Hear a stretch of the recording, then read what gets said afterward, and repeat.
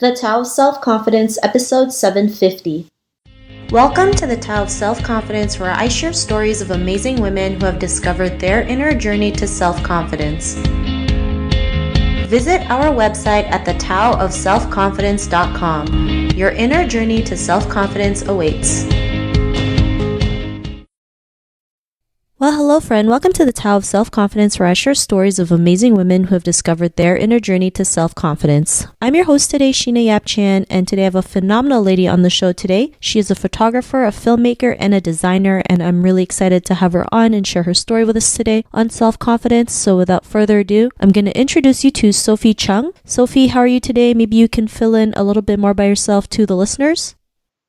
Definitely. Hi, I'm Sophie. Thank you so much for having me here. I'm originally from Hong Kong and I was raised in the UK, and now I'm a photographer and a filmmaker and designer in New York. And I'm based around New York and LA, and I travel back and forth. And I recently worked on my short film, The Dragon Dream, and I'm a creative director on quite a few projects right now. And yeah, thank you for having me.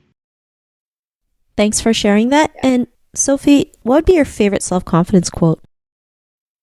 I feel like my favorite self-confidence quote is pretty mainstream, but I think it's helped me a lot, which is be yourself, everybody else is already taken. Yeah. Thanks for sharing that great quote. And in your own words, how do you define self-confidence?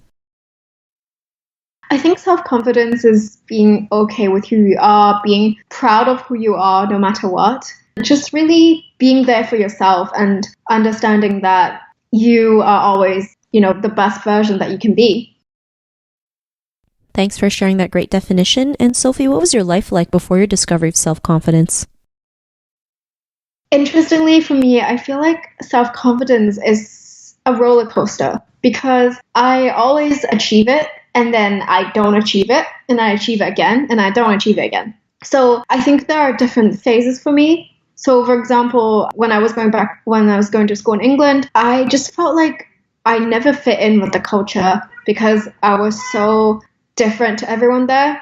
I was going to school in a really suburban area, a public school actually. And so everyone was English and I was the only international, really kind of like one of the few people from Hong Kong. And I was like for quite a few years, I was the only Hong Kong person or the only international person. And so I just felt really invisible and I was really not confident about myself. I looked so different to everyone. I was so short. I just looked really weird in comparison to everyone. I was the girl with black hair and everyone else had blonde hair and brown hair. And I just wish I looked like them. I guess I realized that I needed to accept myself, and I guess thanks to the internet, thanks to K-pop actually back then, it made me more confident. And I watched a lot of YouTube videos where there were Asian YouTubers. They make me a lot more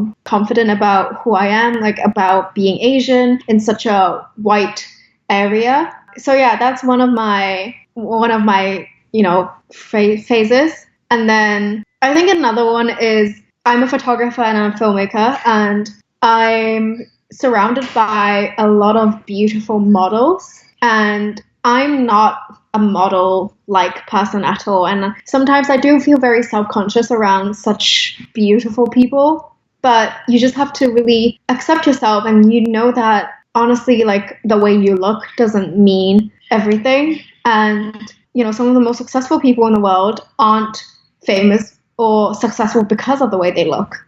And so you just have to understand that everyone looks their own way and everyone is unique in their own way. And so, yeah, that's what I think about. And I was just feeling really terrible about myself before that. So, yeah, that was what my life was like before discovering self-confidence. Thanks for sharing that. And it makes a huge difference when you see someone who looks like you, on the internet or on TV. That Asian representation is a a big thing. I know there's people who always tell me like, why does it matter? Why does it matter? Why can't you follow like different cultures? You know, nothing's wrong with that. It's just we can't relate to them like how we relate to Asian people. And sometimes we just need that representation to show us what's possible. And, you know, what was that point in your life when you realized you can go out there and do the things that you are, especially like, you know, filmmaking and photography? What was that aha moment? I think for me, like when I was in England, I had some friends, I had family, and then my aha moment was actually going back to Hong Kong. And I realized that, you know, I need to stop comparing myself to others, because when I went back to Hong Kong, I was still feeling like I wasn't really fitting in. And so it made me realize that it's not just, you know, it's not about your race, it's not about how you look, it's about how you feel about yourself. So I think that made me realize, and also I just want to thank all my friends, you know, for being so supportive, for always being there for me. And I think, yeah, it was just really bad. You know, when I was in England, I remember I would look at my friends and they would be, you know, like, I guess white girls in general are a lot taller than Asian people, right? Asian women especially. And they just have really beautiful features, you know? And here's me with like, you know, my, you know, flat, tiny nose and like huge face. And I would just like, I remember when I was in England, I would just look at them and be like, oh, if she could only, you know, give me 1 centimeter, I would be taller. It was so sad, but now I'm happy with it. And so I'm really grateful. Thanks for sharing that. And I think a lot of Asian kids, when they move to a different country, especially like the US or Europe or Canada, they feel that, right? Because like, you know, we're being raised in a Western culture and all we see is like blonde hair and blue eyes. And, you know, here's us with like small eyes, black hair, and pale skin.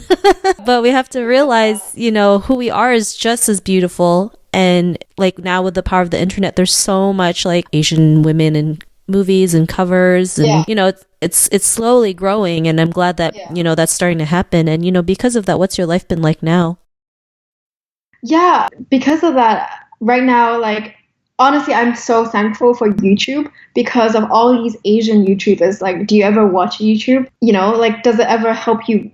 Does it ever make you feel better seeing someone like you?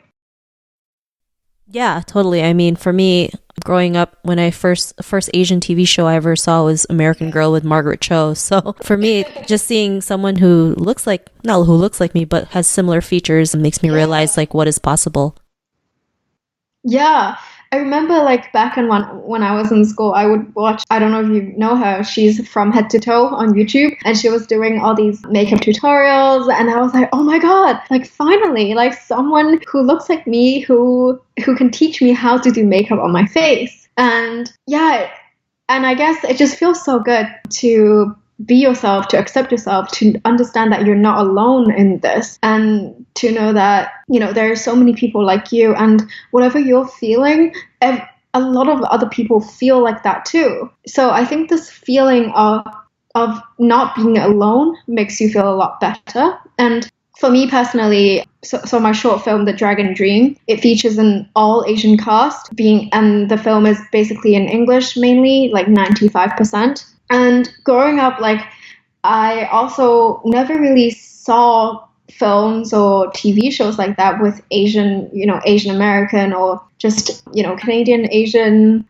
you know, it was, so I think creating something like that and seeing it come to life is so incredible. And having people around you who want the same things makes it even more incredible. And so I'm really glad that I found it. And I'm sure in the future, like, I will feel very self-conscious about something again because I enter a different phase in my life. But I know that my friends will continue to be there to support me and help me to find my self-confidence. Thanks for sharing that. And, you know, to the woman who's listening to your episode, she may be in her own journey to self-confidence. What would be that one tip you would give to her? I think it would be true to yourself, because for me, especially, you know, being in the creative field, especially on Instagram nowadays, you see so many people doing the same thing over and over again, you know, producing similar types of artwork, similar types of work, just because they want to be accepted. But I know that there are people who want to do something that speaks to them. And, as an artist, you should always be true to yourself. As a woman, you should always be true to yourself and don't just do something because it's what the society wants. So that's what I think. Thanks for sharing that great quote. And if our listeners wanted to get to know a little bit more about you and what you do and check out some of your work, is there any links or social media profiles we can connect with? Yeah, they can go to my Instagram, which is at Sophie Cheung, Cheung Visuals, Visuals, or they can go to www.sophiecheungvisuals.com to check out my work.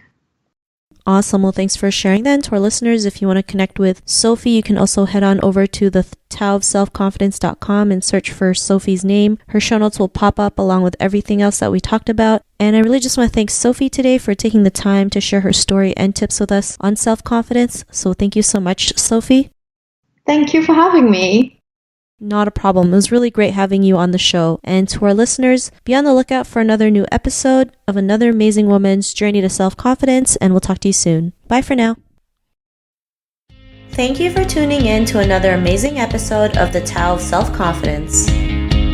Want to learn how you can use podcasting to market your business?